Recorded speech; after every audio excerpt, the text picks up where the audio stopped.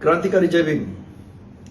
आज महाराष्ट्र सरकारने एसी मध्ये उपवर्गीकरणाचा जो घाट घातलेला आहे याचा हेतू पूर्णपणे लक्षात येत आहे की आंबेडकरवाद्यांचे पंख छाटायचे, त्यांच्या भावी पिढ्यांची जी काही घोडदौड चाललेली आहे तिला कुठेतरी चाप लावायचा, याच्या पलीकडे याच्यामध्ये काही नाही आहे हे लक्षात येत आहे।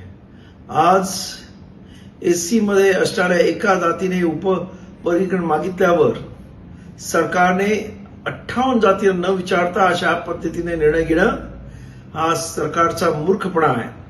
आणि माझं या मुख्यमंत्र्यांना सांगणं आहे, तुम्ही जर ऐकला नाही तर रस्त्यावरची लढाई आंबेडकरवादी केल्याशिवाय राहणार नाहीत।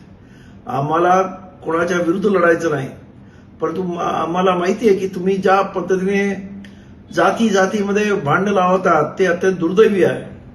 आज आमचा मातंग भाऊ मोठ्या संख्येने बौद्ध होतोय आणि त्यामुळेच तुमच्या पोटामध्ये पोटछू उठलेला आहे आणि त्यामुळे या पद्धतीने आंबेडकरवादी आणि मातंग समाज यांच्यामध्ये भांडण लावण्याचा एक कारस्थान आहे।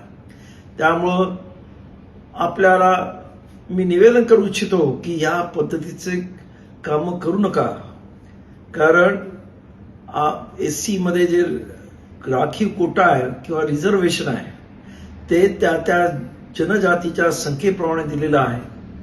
आज ज्यांची जेवढी संख्या असेल तेवढ्या प्रमाणामध्ये रिझर्वेशन द्यायचा जो बाबासाहेब आंबेडकरांनी संविधानामध्ये घेतलेला निर्णय आहे त्याला कुठेतरी काटछळ लावण्याचा, त्याच पद्धतीनं सुप्रीम कोर्टाने 2 महिन्यापूर्वी दिलेला जो निर्णय आहे मार्चमध्ये, त्याच्या विरुद्ध जाऊन कॅबिनेटमध्ये एससी मधल्या मुलांना ओपन मध्ये जरी तो मेरिटमध्ये असेल तरी त्याला सिलेक्शन न करण्याचा जो निर्णय आपण घेतलेला आहे तो पूर्णपणे सुप्रीम कोर्टाच्या निर्णयाविरुद्ध आहे आणि कायद्याच्या विरुद्ध सुद्धा आहे। त्यामुळं आम्हाला रस्त्यावरती येण्यास भाग पाडू नका आणि आल्यास त्याची सर्वस्वी जबाबदारी या सरकारची असेल, तेव्हा सरकारने ताबडतोब जागे व्हा।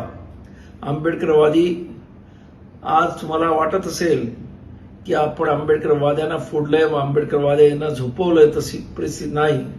आंबेडकरवादी आज सुद्धा रस्त्यावरती उतरण्यास तयार आहेत, उद्याही होते आणि कालही होते।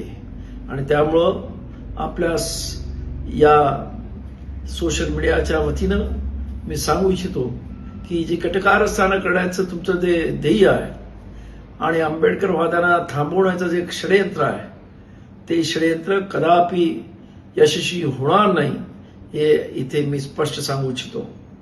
तेव्हा या षडयंत्र करण्यापासून थांबा। हे तुम्ही कपटकारस्थान करण्याचा आंबेडकरवादाविरुद्ध चालवलेला हा डाव आहे तो ताबडतोब थांबवा असं माझं आव्हान आहे।